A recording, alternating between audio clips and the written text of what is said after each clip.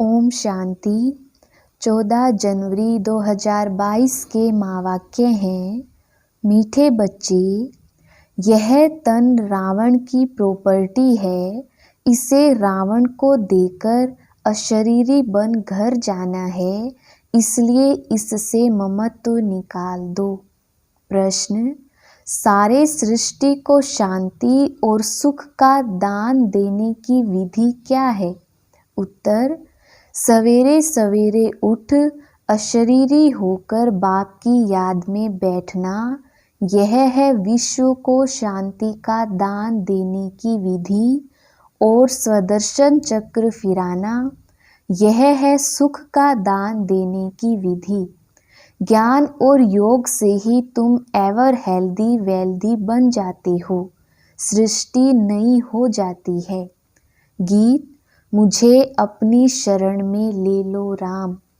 ओम शांति। यह भगत भक्ति मार्ग में गीत गाते हैं कि हे राम, अपनी शरण में ले लो। अंग्रेजी में कहते हैं कि असलम में ले लो। हिंदी अक्षर शरणागति है। भगत गाते हैं क्योंकि रावण राज्य है। रावण को जलाते भी हैं, इससे भी सिद्ध है रावण राज्य है। इसका भी अर्थ कोई समझते नहीं। रावण का विनाश करने के लिए दशहरा करते हैं, यह भी एक निशानी है। अभी यह संगम है, तो इस समय ही राम की शरण में गए होंगे और रावण का विनाश किया होगा। पास्ट में जो होकर जाते हैं, उनका ही नाटक बनाते हैं। तो तुम बच्चे जानते हो, हम अभी रावण की जेल से निकल राम की असलम में आए हैं। राम राज्य में रावण राज्य नहीं हो सकता और रावण राज्य में राम का राज्य नहीं हो सकता। गाया भी जाता है, आधा कल्प राम राज्य, आधा कल्प रावण राज्य। राम राज्य सतयुग और त्रेता को कहेंगे। संगम युग पर जिन्होंने राम की शरण ली है, वही राम राज्य में गए होंगे। तुम जानते हो, हम अभी राम की शरण में हैं। यह सारी दुनिया एक टापू है। चारों तरफ पानी है, बीच में है टापू।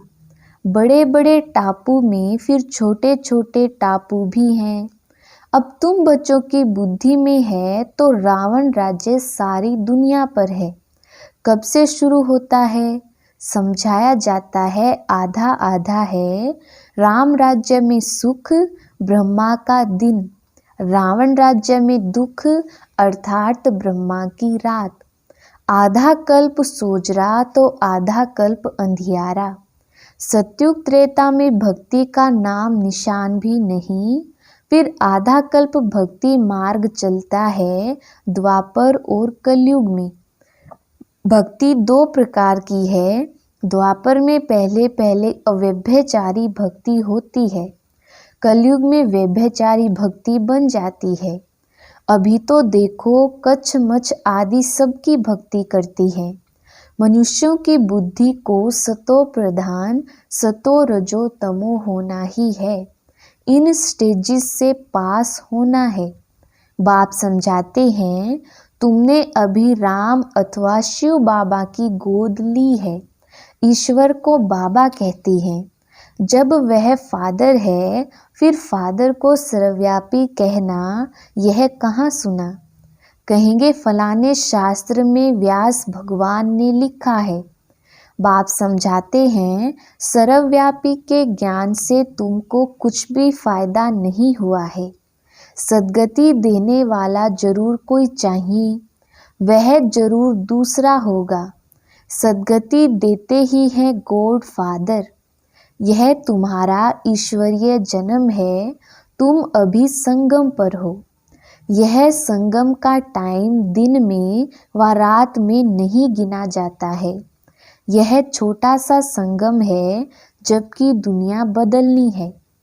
आयरन एज से बदल गोल्डन एज होती है। रावण राज्य से बदल राम राज्य होता है। जिस राम राज्य के लिए तुम पुरुषार्थ कर रहे हो, तो ऐसे ऐसे गीत भी काम आते हैं। यह हुआ जैसे श्लोक, इसका अर्थ किया जाता है। राम की शरण में जाने से फिर तुम सुख अर्थात राम राज्य में आएंगे। एक कहानी भी है, तुम पहले सुख चाहते हो या दुख? बोलो सुख, क्योंकि सुख में फिर यमदूत लेने नहीं आएंगे। परंतु अर्थ नहीं समझते, बाप बैठ अच्छी रीति समझाते हैं। तुम्हारी बुद्धि में है हमारा देवी देवता कुल बहुत ऊंचा था। पहले ब्राह्मण कुल होता है, फिर देवता बनते हैं, फिर क्षत्रिय वैश्य शूद्र बनते हैं। तुम जानते हो हमने ही इन वर्णों से पास किया है, अभी आकर ब्राह्मण बने हैं। यह विराट रूप बिल्कुल ही ठीक है, वर्ण सिद्ध हो जाते हैं।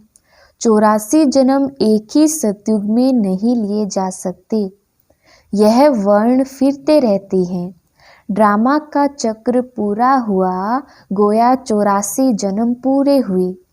चक्र तो लगाना ही है, इसलिए दिखाया जाता है दैवी वर्ण में इतना समय, क्षत्रिय में इतना समय। आगे यह पता थोड़ी ही था, कभी शास्त्रों में भी नहीं सुना था कि ऐसे वर्णों में आना है। तुम जानते हो 84 जन्म कौन लेते हैं? आत्मा और परमात्मा अलग रहे बहुकाल, यह बात सिद्ध कर बतानी है। पहले पहले देवी देवता ही भारत में थे। भारत गोल्डन एज था, उस समय और कोई धर्म नहीं था। फिर चक्र को फिरना ही है, मनुष्य को पुनर्जन्म लेना ही है। चक्र पर समझाना बड़ा सहज है। बाबा डायरेक्शन देते हैं, प्रदर्शनी में ऐसे ऐसे समझाना। इस समय जबकि हमको नई दुनिया में जाना है, तो बाप कहते हैं यह पुरानी दुनिया है। इस पुरानी दुनिया, पुराने शरीर के जो भी संबंधी आदि हैं, उनका बुद्धि से त्याग करो। बुद्धि से नए घर का आह्वान किया जाता है। यह है बेहद का संन्यास। देह सहित जो भी पुरानी दुनिया के संबंध आदि हैं, उन सबको भूलना है। बाप कहते हैं अपने को देही समझो, तुम असूल में मुक्ति धाम के रहने वाले हो। सभी धर्म वालों को बाप कहते हैं अब वापिस चलना है। मुक्ति को तो सब याद करती है ना, अभी चलो अपने घर, जहाँ से तुम अशरीरी आए थे, अब फिर अशरीरी होकर ही जाना है। शरीर को तो ले नहीं जा सकेंगे, आए अशरीरी हो तो जाना भी अशरीरी है। सिर्फ कब आना कब जाना है, यह चक्र समझना है। बरोबर सतयुग में पहले पहले देवी देवता धर्म के ही आते हैं, फिर नंबरवार आते जाते हैं। जब मूल वतन से सब आ जाते हैं, तो फिर वापिस जाना शुरू होता है। वहाँ तो आत्मा ही जाएगी। यह तन तो रावण की प्रॉपर्टी है, तो यह रावण को ही देकर जाना है। यह सब कुछ यहाँ ही विनाश होता है। तुम अशरीरी होकर चलो, बाप कहते हैं मैं लेने आया हूँ। बाबा कितना सहज कर समझाते हैं, फिर धारणा भी होनी चाहिए, फिर जाकर औरों को समझाना चाहिए। तुम गारंटी करते हो बाबा हम सुनकर फिर सुनाएंगे।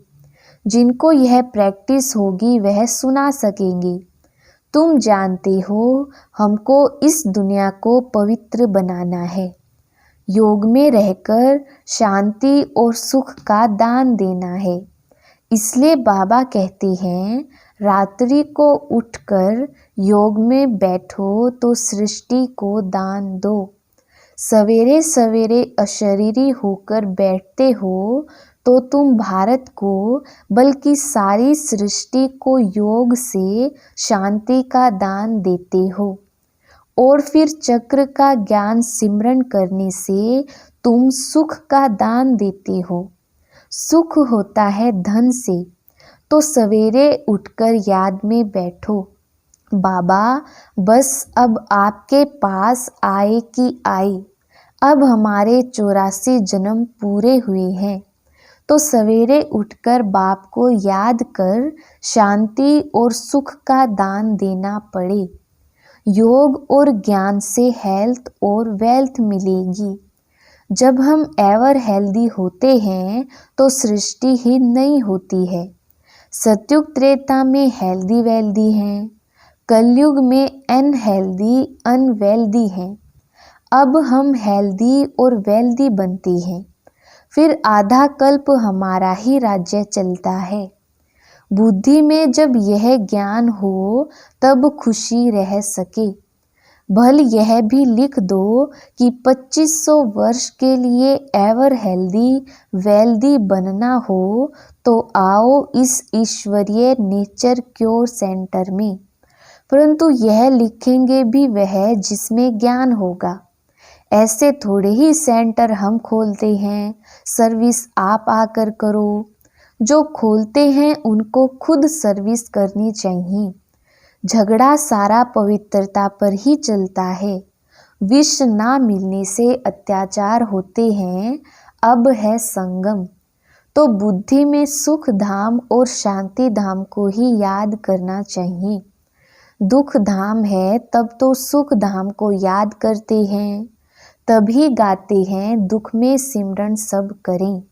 यह पतित दुनिया है। ला कहता है कि कलयुग के अंत में सबको पतित होना ही है। जब तक संगम आए और राम राज्य की स्थापना हो जाए, फिर रावण राज्य का विनाश हो। अब विनाश की तैयारी हो रही है। रावण राज्य खलास होना ही है। बाकी यह गुड़ियों का खेल करती हैं। कितने गुड्डे गुड़ियां बनाते हैं, इसलिए इनको अंधश्रद्धा कहा जाता है। जितने भारत में चित्र बनते हैं उतने और कहाँ नहीं बनते हैं। भारत में ढेर चित्र हैं। गाया भी जाता है, ब्रह्मा का दिन ब्रह्मा की रात। दिन को फिर लंबा क्यों कर दिया है, यह भी समझने की बात है। पहले अव्यभिचारी भक्ति, फिर व्यभिचारी।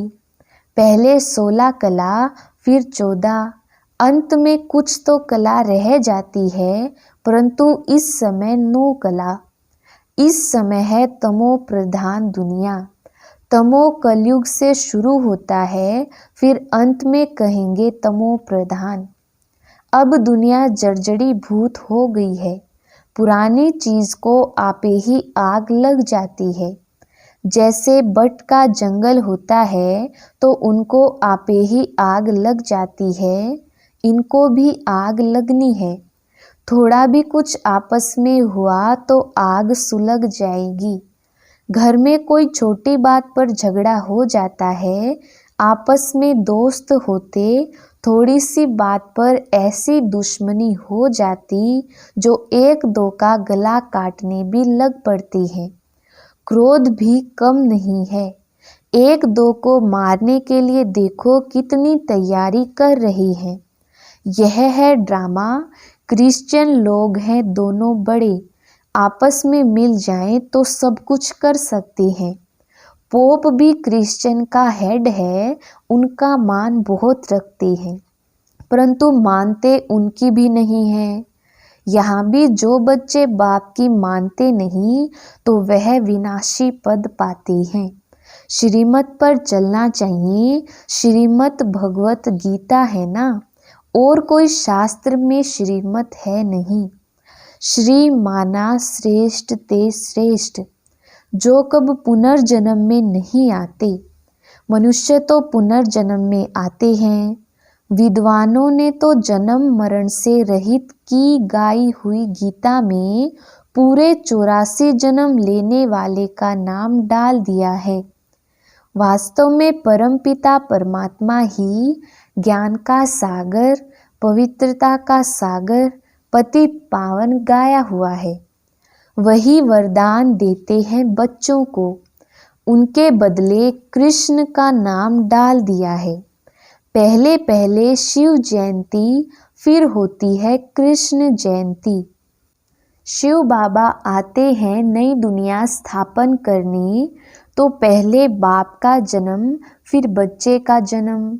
बाप के जन्म से ही कृष्ण बच्चा निकला, वह भी एक तो नहीं होगा। दैवी संप्रदाय कहा जाता है ना, तो कितना भूल कर दी है। कोई एक भी इस बात को समझ जाए तो उनके सब जिज्ञासु टूट पड़ी, सबका मुंह पीला हो जाए। कितनी बड़ी भूल है, तभी बाप को आना पड़ता है। किसको समझाने देने में भी टाइम चाहिए। पहले तो यह निश्चय कराओ कि परमपिता परमात्मा से आपका क्या संबंध है, तब समझे भगवान बाप है। भगवान को भगवान के पद पर रखो तो सब एक जैसे कैसे होंगे। कहते हैं सब भगवान की लीला है, एक रूप छोड़ दूसरा लेते हैं, लेकिन परमात्मा कोई पुनर्जन्म थोड़े ही लेते हैं। यह बाप दादा दोनों ही कंबाइंड हैं और बच्चों को समझा रहे हैं। बाप दादा का भी अर्थ किसकी बुद्धि में नहीं है। तो में माताश्च पिता कहते हैं, ओ गॉड फादर भी कहते हैं, तो जरूर मदर चाहिए, परंतु किसकी बुद्धि में नहीं आता है। बच्चों को समझाया तो शरण कब ली जाती है, जब रावण राज्य खत्म होता है तब राम आते हैं। राम की शरण लेने से ही सद्गति मिलती है। कहते हैं राम राज्य हो, उनको सूर्यवंशी राज्य का पता ही नहीं। कहते हैं राम राज्य, नई दुनिया नया भारत हो, सो तो अब बन रहा है, बनना है जरूर, ड्रामा को चलना है जरूर। यह पढ़ाई है मनुष्य से देवता बनने की। मनुष्य किसको देवता बना ना सके, बाबा आकर मनुष्य को देवता बनाते हैं, क्योंकि बाबा ही स्वर्ग की स्थापना करते हैं। ब्राह्मणों की माला नहीं गाई जाती है, वैजयंती माला विष्णु की है। यह है ईश्वरीय घराना जो अब नया शुरू होता है। आगे था रावण का आसुरी घराना। रावण को असुर कहा जाता है। यह कंस जरासंधी नाम अभी सिद्ध होती है। जन्म जन्मांतर तुमको साकार से वर्षा मिलता है, सतयुग में भी साकार से मिलता है। सिर्फ इस समय तुमको निराकार बाप से वर्षा मिलता है। अच्छा, मीठे मीठे सिकिलधे बच्चों प्रति माता पिता बाप दादा का याद प्यार और गुड मॉर्निंग। रूहानी बाप की रूहानी बच्चों को नमस्ते। हम रूहानी बच्चों की रूहानी बाप दादा को याद प्यार गुड मॉर्निंग और नमस्ते जी। धारणा के लिए मुख्य सार, पहला पॉइंट है, देह सहित पुरानी दुनिया के संबंधी आदि सब भूल स्वयं को देही समझना है। बुद्धि से नए घर का आह्वान करना है। दूसरा पॉइंट है, सवेरे सवेरे उठ सारी दुनिया को शांति और सुख का दान देना है। वरदान, आकारी और निराकारी स्थिति के अभ्यास द्वारा हलचल में भी अचल रहने वाले बाप समान भव। विस्तार, जैसे साकार में रहना नेचुरल हो गया है, ऐसे ही मैं आकारी फरिश्ता हूँ और निराकारी श्रेष्ठ आत्मा हूँ। यह दोनों स्मृतियाँ नेचुरल हो, क्योंकि शिव बाप है निराकारी और ब्रह्मा बाप है आकारी। अगर दोनों से प्यार है तो समान बनो। साकार में रहते अभ्यास करो, अभी अभी आकारी और अभी अभी निराकारी। तो यह अभ्यास ही हलचल में अचल बना देगा। स्लोगन, दिव्य गुणों की प्राप्ति होना ही सबसे श्रेष्ठ प्रभु प्रसाद है। लवलीन स्थिति का अनुभव करो। जो प्यारा होता है उसे याद किया नहीं जाता, उसकी याद स्वतः आती है। सिर्फ प्यार दिल का हो, सच्चा और निस्वार्थ हो। जब कहते हो मेरा बाबा, प्यारा बाबा, तो प्यारे को कभी भूल नहीं सकते। और निस्वार्थ प्यार सिवाय बाप के किसी आत्मा से मिल नहीं सकता। इसलिए कभी मतलब से याद नहीं करो, निस्वार्थ प्यार में लवलीन रहो। अच्छा, ओम शांति।